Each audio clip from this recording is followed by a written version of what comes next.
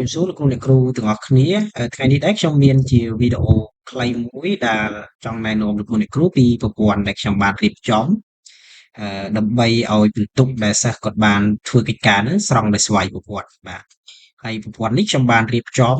នៅលើ Google Sheet ដោយភ្ជាប់ជាមួយនឹង Google Forms បាទអញ្ចឹងនៅក្នុងនេះយើងមាន4 sheet សំខាន់បាទ sheet ទី1គឺ data បាទ data ហ្នឹងគឺ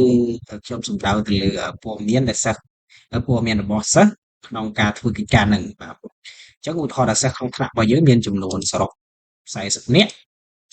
សិស្សស្រី10នាក់បាទហើយបន្ទាប់មកនៅពេលដែលយើងសមិទ្ធកិច្ចការឲ្យគាត់សំទោសបើយើងដាក់កិច្ចការឲ្យគាត់ធ្វើគឺអ្នកដែលធ្វើហ្នឹងបាន5នាក់អីចឹងទៅ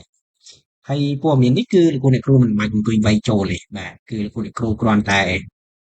ចូលបំពេញព័ត៌មាននៅក្នុងកន្លែងនេះមកទិន្នន័យហ្នឹងលោតដោយស្វ័យប្រវត្តិបាទ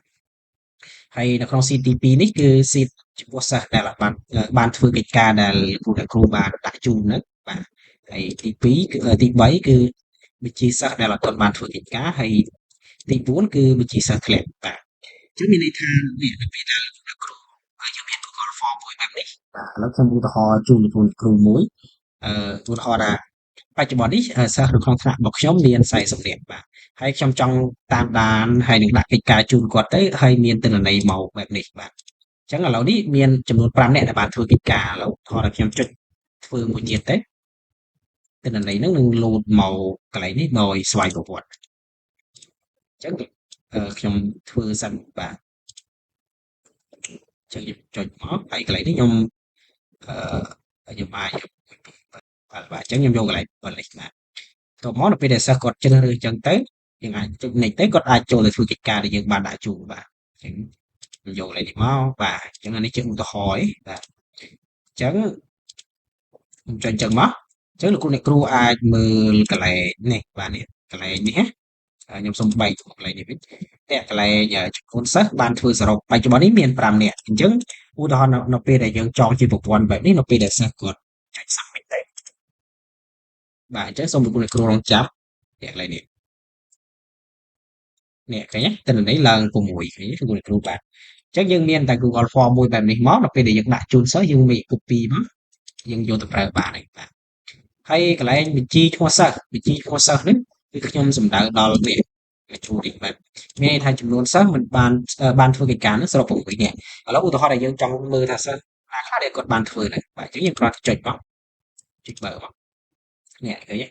មាន6នាក់កន្លែងលេខរៀងនេះដោយសារតែលេខរៀងនេះគឺយើងចាប់មកពីទិន្នន័យដើមអញ្ចឹងវារំលងមានន័យថាបើសិស្សគាត់រំលងទេគឺយើង